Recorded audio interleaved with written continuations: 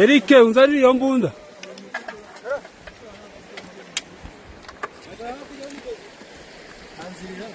Nziriri he?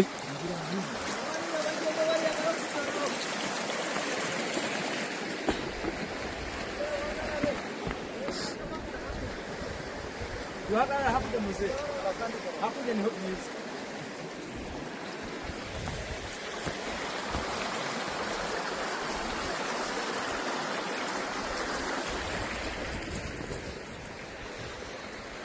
Hano bambutse Ruvubu. Hano twambutse Ruvubu. Iyi ni Ruvubu.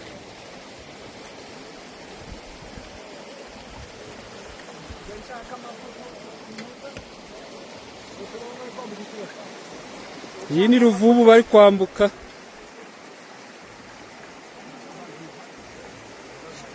Iyi ni Ruvubu.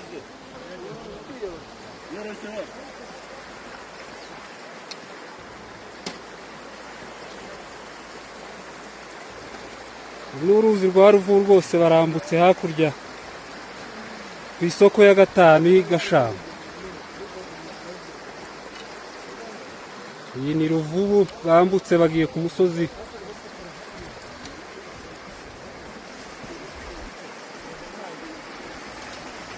Harya uriya musozi tugiyeho witwa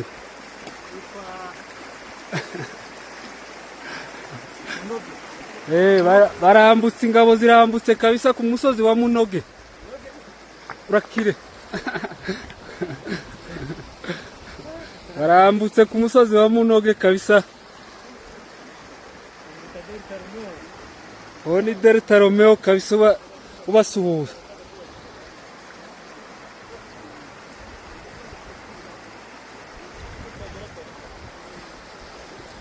Izi ngabo ziri kwambuka dore zagize akanyota ziri kunywa amazi. Honore nzanira kara kabuyima. Gako hariya. Akabuyu. Hoya nzanira nanje ngweshi hano. Ntabwo ndamba. Hey. Ahubwo uriya mwana ngo ayizane.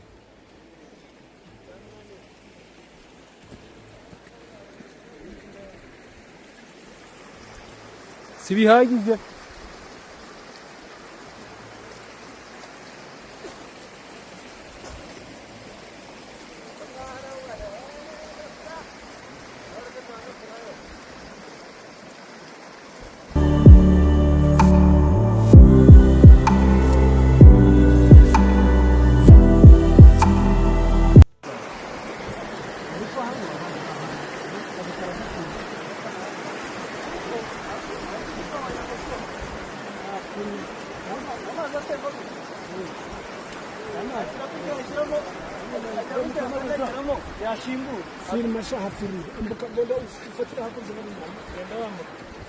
Ubundi ntabwo ari menshi ariko abanyabwoba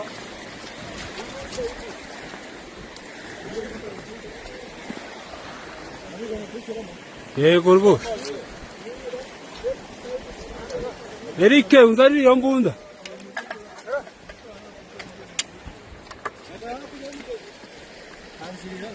Nziriri he?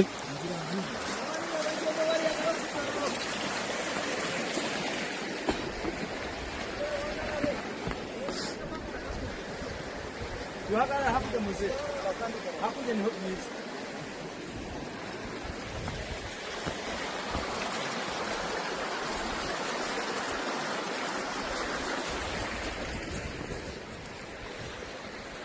Hano bambutse Ruvubu.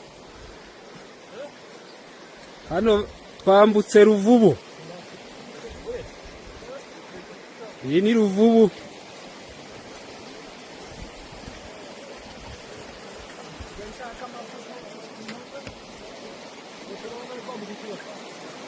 Iyi ni Ruvubu bari kwambuka.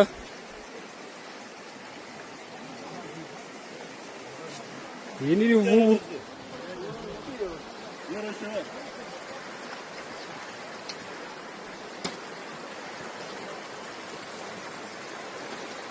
N'uruzi rwa Ruvubu rwose barambutse hakurya ku isoko ya gatanu y'Gashamba.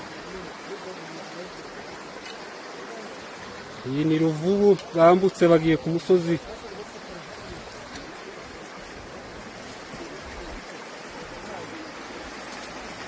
Harya uriya musozi tubwiyeho witwa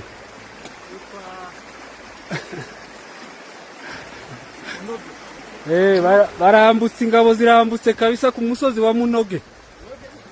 Urakire. Barambutse ku musozi wa Munoge kabisa.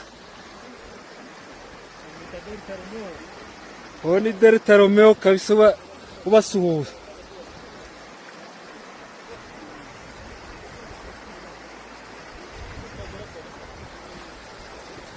Izi ngabo ziri kwambuka dore zagize akanyota ziri kunywa amazi. Honore nzanira ka kabuyuma. Dako hariya. Akabuyo. Hoya nzanira nanje ngweshi hano. Ntabwo ndaba. Hey. Ayubwi uramwana ngo ayizane.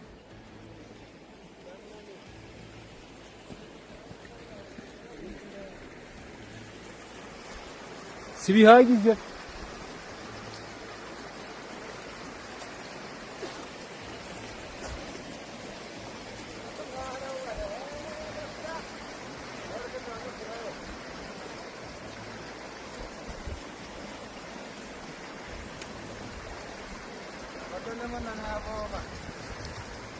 Izi ngabo ziri kunywa amazi rwose.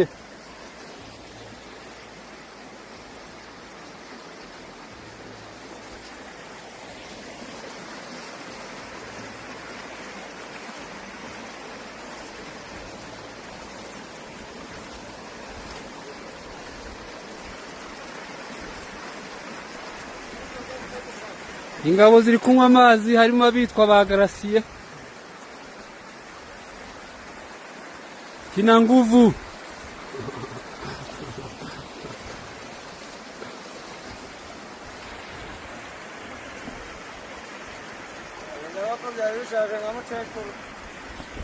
Yarashize ubu tugiye kuzubaka ibi. Rero twumvikane abaturage bigashuga message z'ubuyobozi bw'icyama nazibabye za eshatu. Iya mbere kwa rukubaha pole y'ibibazo mwahuye nabyo byizingegera zitagira inkweto ziri kuza kubiba, ariko ubuyobozi bw'icyama ntabwo bwabyemera. Mumenye ko izi ngegera zitazongera kugaruka igashuga na rimwe. Nibashaka bagende, nibashaka baza n'ibishoboka byose ntibazagaruka igashuga. Igashuga aho bahibagirwa, bizagaruka muri gashuga bahibagirwa. Nimushaka mubabwire bari kurushwa n'ubusa. Nibaza bazaraswa nk'ibisanzwe. Mubarabo basize hano haraguru. Nuko batabivuga. Hano haraguru bahasize mayiti zirenga 13. Abari abana 13 bo basize hano bo bataye ku kiwanja. Bari babahetse ku bipoyi, harimo no witwa umukoroneri. Buriya bari abana bazize icyo usibye kuza kwiba. Ntabwo twe badutsinda kuko turi kumwe n'Imana. Ntabwo ibyo bishoboka. Twe tugenda hejuru yacu hari marayika. Niyo mpamvu turwana n'ibifaru, turwana n'indege tukabatsinda. Ntibababwiye ngo narapfuye simpari. Ntibabivuze. None ntimubona ko babesha. Ndi kubabaza. Nta mubona ko ari leta itunzwe no kubesha. Ntabwo izo nkuru mwazumvise. None murabona iriya leta ikoresha ukuri. Izi ngegera rero twumvikane aba basore bato baze dufatanye tuje kure hashoboka. Twubaka igisirikare kidafite ivangura ry'amoko, twubaka igisirikare kirengera umuturage, kizi ko umuturage ariyo mari y'igihugu. Kuko umutungo w'igihugu wa mbere ni umuturage. Nuko umuturage agira umutekano, agacuruza ntawe umubangamiye, agacuruza umwana akaja ku ishuri neza mu mahoro. Niwo mutungo w'igihugu.